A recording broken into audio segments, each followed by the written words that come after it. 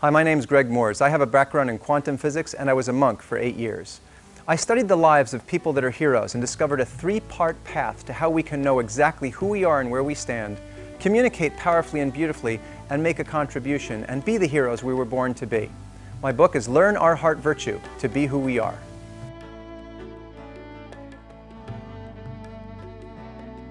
Have you ever had that feeling there's gotta be more to life? Well, that feeling struck me really hard right after college. I thought I was prepared for life, but what I found was I had only been programmed to do things for others. I didn't know what I want, and I didn't know what I stood for. I still remember 2 o'clock in the morning one day, buckled over, sobbing, there's gotta be more to life than this. What that led me to was a whole path of being very successful in business, and then being so empty and so lonely, I literally checked out and became a monk for 8 years. One of the things we had to do as monks was we went to convalescent homes. It would break your heart. There were people there that literally they're just laying there rotting in bed. When I left that convalescent home one day, something inside me snapped. And I vowed that as long as I am on the planet, people would not have to die that way. They would live passionate lives. When I studied the lives of people in convalescent homes, I found that they all had 3 main regrets. The first is, I wish I'd have spent more time in contemplation, knowing who I am and where I stand. The second, I wish I'd have taken more risk in life. And the third, I wish I'd have left something of lasting value behind. If you experience that in your life, if you know there's got to be more to life than this, and you're worried about whether you're going to make your contribution, knowing your heart virtue will have a huge impact on your life and give you an awakening as to why you're on this earth. You know, we go through life with this sense of insecurity because we're living from the outside in. We're trying to get our outside world arranged so that we can finally feel secure in it. But when you know who you are and where you stand, and you start living from the inside out, and owning that who you are is creating the world around you, these quantum physics principles that I studied that Gandhi just applied like mathematics will create the world that you want to have. You just got to have the courage to bite into it and say, this is what I want for the world. Everything else will shift. You will love your life and live in alignment with the things that are most meaningful to you, and then you can bring that gift to the world. And by the way, the pain that has happened to you in your life, the pains that you've suffered, will actually turn into credentials. Think about it. A woman who's had cancer and healed from cancer has greater credentials than an oncologist that has studied it for 30 years. Every pain you have was a gift given to you so that you could make a contribution to humanity and make a difference in people's lives. And when you can own that your pain is your credential and bring your gift to the world, you'll experience an amazing peace inside yourself, and you'll start to see that everything that's happened to you fit in and was belonging in your life, instead of trying to make things wrong. There's only one thing that's wrong. Have you ever seen a 200-pound hummingbird? That's what's wrong. They don't exist. If it's here and it exists, it must be right. Let's find a way to fit it in. This is how we use our heart virtue in our lives, by being bold and going out and speaking what we want to experience.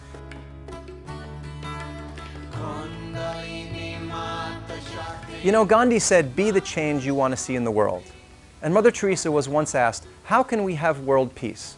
Her answer was, go home and make peace with your family. I like to combine both of these. My statement is, be the change you want to see in this room. If you want world peace, find out how you can make a contribution right in the room to create a greater spirit of peace in the room. If you do that, you're going to love your life and your world, because your world is the world that you create. You know, it's funny, when I studied quantum physics, I became aware of this field that we live in. Just like gravity, we live in a field, I call it evolity, that makes us yearn to be better at being what we are. You know, think of it, the forces of evolution insist that every species gets better and better at being what it is. That's about authenticity, right? And you've probably experienced this. You may have had fantastic experiences in life, and then you're followed up by, why aren't I satisfied? Why do I want more? I'm living an upper level life in a beautiful country. I've worked with Olympic gold medalists, Academy and Emmy Award winners, and these people who have so much still yearn for more. No matter who we are, we will yearn for more, and what we're really yearning for is to be the best, most authentic self we can be. We don't want to be somebody else. Lizards do not yearn to become better dogs. They yearn to be the best lizards they can be, and you're yearning to be the best you can be. Learning your heart virtue and living from the inside out is the way to authentically experience yourself and the contribution you came here to make.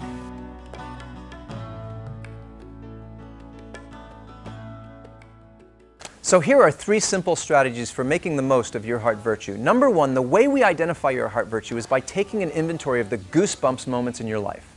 You know how you're watching a movie and there's one scene that's like, yes, that's the way life should be? Well, the reason that scene is so beautiful for you is because it resonates with your heart virtue. What's being expressed there is your passion and your calling in life. The second strategy is to take one small act of courage every day. Think of where you'd be if you just stretched a little bit every day, one phone call, one meeting, one document, in alignment with the world that you want to create. A courageous call to someone that you don't even think will give you the time of day. If you did that every day, where would you be in a year?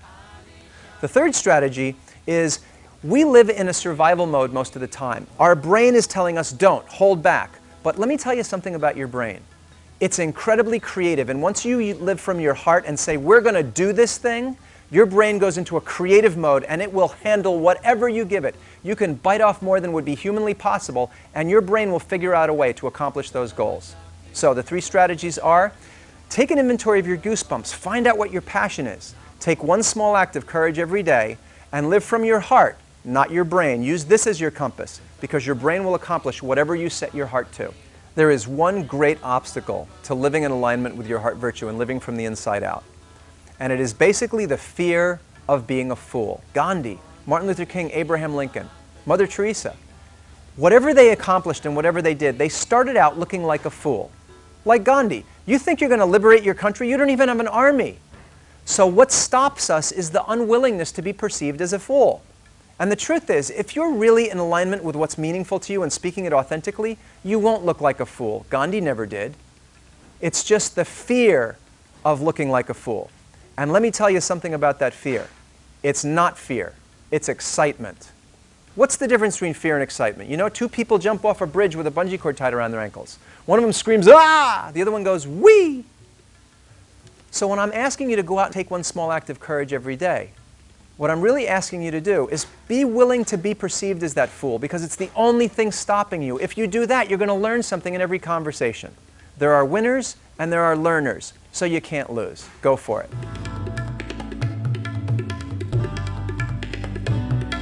Mother Teresa's heart virtue was compassion. Abraham Lincoln's heart virtue was unity. What's yours? When I discovered mine, my heart virtue is spiritual integrity. So I said, I want 6 billion people to know what their heart virtue is. As soon as I did that, within 3 months, my book has been translated into French and Spanish. I now have 10 coaches that are out there identifying people's heart virtues while I sleep. And so when I decided to bite off something because I want to live in a world, I want to be able to walk through the mall and have people have clarity and confidence and look me in the eye and give me that little wink instead of feeling like they're ashamed or they know they're trying to fill this hole with some package. I would love to see them experience their confidence and know that who they are makes a difference. Once you set your mind to a particular goal and get an image in mind, invisible forces will get behind you and push and open doors in front of you. This is the observer effect and the quantum physics principles that we've studied. And I've seen it. 5,000 years ago, warrior kings, saints, and sages used the same technology to create amazing things in their lives. It's what Gandhi did. It's what Mother Teresa did. And you can do it once you know your heart virtue. How can we pay forward the lessons that we've learned?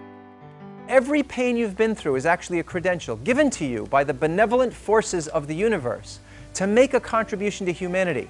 If you just own it and learn to make that contribution by knowing your heart virtue, you will have an impact every time you enter the room. So I'm Greg Mooers. This has been about heart virtues. Live a courageous life.